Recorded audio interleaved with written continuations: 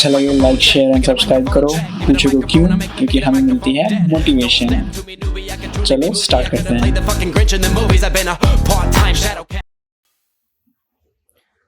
Hi everyone, good morning.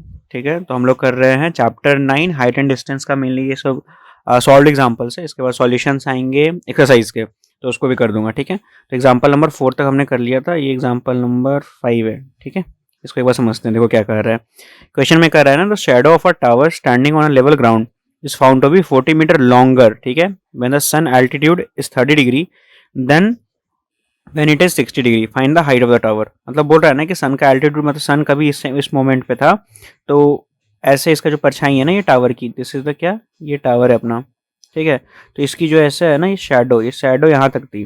फिर ये सन थोड़ा सा ऐसा डाउन हुआ ना, सन यहाँ पे आ गया समथिंग, राइट। तो यहाँ से ऐसे देख रहा है तो उसकी जो शैडो है ना यहाँ पे पड़ रही है। तो ये हमें क्वेश्चन में दे रखा है कि इसकी लेंथ है 40 मीटर्स। ठीक है, तो पूछ रहा है ना कि ये टावर की हाइट कितनी होगी, आप ये बताइए। वही पूछा है ना, find the height of the tower. ठीक है, यानी देखो इस टाइप के क्वेश्चंस ना अभी तो तुम ऐसे देख रहे हो, आगे आने वाले चैप्टर्स में एक्सरसाइज में बहुत सारे सेम टाइप के क्वेश्चंस आएंगे। मतलब मेथोडोलॉजी सबकी सेम रहेगी जो मैं बता रहा हूँ सॉल्व करने की। कैसे हर एक क्वेश्चन में ना ये कॉमन बेस का मैं फैक्टर बताऊंगा। ये कंफ्यूज मत करना। सीबी ये सिर्फ ऐसे नंबरिंग के लिए बस होता है ना कि डिमार्केटेशन के लिए लिख दिया है कि ABCD ऐसे करके, बट एक कॉमन बेस का कॉन्सेप्ट है। हमेशा अगर पकड़ के रखोगे तो हाइट एंड डिस्टेंस में कभी प्रॉब्लम ही नहीं होगी। तो उसको मैं थोड़ा सा बताता हूँ, देखना।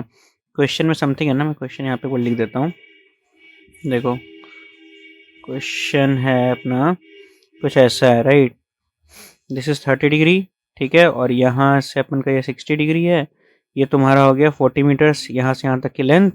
ठीक है, और इसको मान लो H, और ये हमारा कॉमन बेस है। ठीक है, अब देखो क्या करता है। सबसे पहले ये बड़ा बड़ा ट्राइंगल एक लेते हैं। ट्राइंगल ए नंबरिंग कर लो, ABC, इसको D मान लेते हैं। ठीक है, तो लिखो इन ट्राइंगल ABD में, ट्राइंगल ABD मतलब देखो कौन सा ट्राइंगल है, ABD, ये बड़ा वाला ट्राइंगल में ले रहा हूँ, राइट। ठीक है, तो बड़ा वाला ट्राइंगल ले रहे हैं, तो आते हैं। चलो क्या होता है, tan 30 डिग्री। देखना मैं इस एंगल की बात कर रहा हूँ, ये वाली एंगल। तो क्या हो जाएगा, परपेंडिकुलर हाइट अपॉन जो कॉमन नीचे वाला बेस है, तो बेस तुम्हारा हो जाएगा DC प्लस CB। इसको ढंग से लिखोगे तो tan हो जाएगा 30 डिग्री इक्वल्स टू हाइट का, तो हाइट रहने देना क्योंकि हमने अज्यूम किया और इसी को हमें फाइंड करना है। DC की लेंथ है 40 मीटर्स, राइट, और CB मतलब कि मान लो ना कि कॉमन बेस है अपना, इसको माइंड के रखो। ये क्वेश्चन 1 बन गया। ठीक है, अब देखना इस ट्राइंगल में आते हैं हम लोग। ट्राइंगल ये वाली में दिख रहा है, ये ट्राइंगल, इस ट्राइंगल को हम लोग कंसिडर करते हैं। तो देखना यहाँ पे लिखूंगा मैं कि इन ट्राइंगल, कौन सा ट्राइंगल है ये, ABC। In triangle ABC we have, हमारे पास क्या है, we have tan 60 degree equals to तुम्हारा परपेंडिकुलर ये वाली, और ये तुम्हारा कॉमन बेस नीचे, कॉमन बेस। Equation number 2। अब देखना ना, दोनों में से ऐसा करो कि कॉमन बेस को, ये जो CB तुम्हें दिख रहा है, CB दोनों के केस में, इससे हम लोग इक्वेट करेंगे दोनों इक्वेशन को। यहाँ से CB तुम निकालो, तो यहाँ से CB अगर निकालोगे तो क्या हो जाएगा बोलो, CB की वैल्यू हो जाएगी H अपॉन tan 60, राइट। तो H अपॉन tan 60 होता है √3, तो CB की वैल्यू है H अपॉन √3। इसको यहाँ पे डाल दो ऐसे करके, तो इक्वेशन पे आ जाता है। देखो क्या लिखा हुआ है, यहाँ पे आते हैं, लिखता हूँ। tan 30 लिखा हुआ है, tan 30 degree equals to H upon 40 plus CB की वैल्यू है H अपॉन √3, राइट। अब देखो tan 30 की वैल्यू होती है, क्या होती है, 1 अपॉन √3। ये डिनोमिनेटर में इधर भेजो, इसको मल्टीप्लाई कर दो। ठीक है, और उस साइड आने दो H। अब देखो यहाँ पे एक इक्वेशन में आ गया वेरिएबल, सिंगल वेरिएबल दिख रहा है यहाँ पे तुम्हें। इस पूरे इक्वेशन में वेरिएबल हमारे पास क्या है, वेरिएबल सिर्फ हमारे पास H है, और H हमें निकालना था। वही तो मेन कॉन्सेप्ट है, और इसी पे तुम्हें बस करना है। मोस्ट ऑफ द क्वेश्चंस में ऐसे ही होते हैं, और बस इसी को सॉल्व करते जाना है।